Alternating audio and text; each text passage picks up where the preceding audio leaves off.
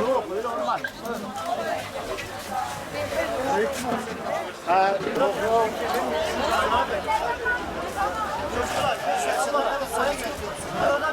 Allah tatlı yemek tatlı var.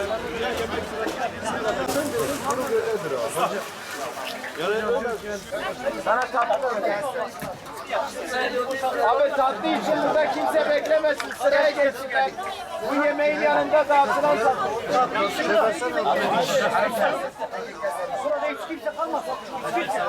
Arkadaşlar dağıtma başlayalım. Yemek sırası.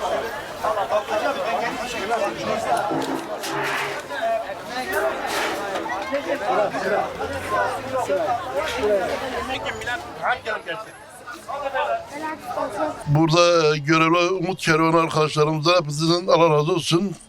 Her gün bize ellerinden gelen bütün hizmetleri yapıyorlar. Ve burada ayrıca burada çok değerli bir kardeşim var. İsmini bağışlarsa bana. Okan abi. Bize aşağıdan çikolata yaptı. Allah bin kere razı olsun. Biz bu şeyden dolayı, depremden dolayı ilk defa bir çikolataya, el emeğiyle yapılan çikolataya nail olduk. Allah razı olsun. Allah hepsinin emeğine güç versin. Allah hepsinden razı olsun. Hepsine teşekkür ederiz. Dört dörtlük yemekleri çıkıyor.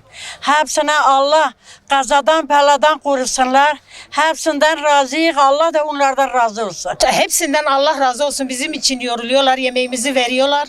Rabbim onlardan razı olsun. Hem bu dünyada hem o dünyada. Bizim için öyle çabalıyoruz. Bir kişi değil, 10 kişi değil, binlerce kişi geliyor. Yemin ederim. Çalışıyor. Memnunuz. Memnunuz. Elhamdülillah çok şükür. Rahatlıkla yiyebiliyoruz. Tertemiz yapılıyor. Gençler var, normal yaşlılar var. Biz yaşlı olarak gelip sıralara giriyoruz. Allah razı olsun. Hepsiyle çok güzel ilgileniyorlar. Çok iyidir. Allah razı olsun. Allah hepimize, Allah Türkiye hepimize razı olsun. Çok iyiler. Allah razı olsun. Her şey iyi. Bu çadırda yatan kişiler, evi yıkılan, çadırda oturan fakir fukara var. Bazı adamlar var ki binada oturuyor. Fakirlerin hakkını onlar alırlar.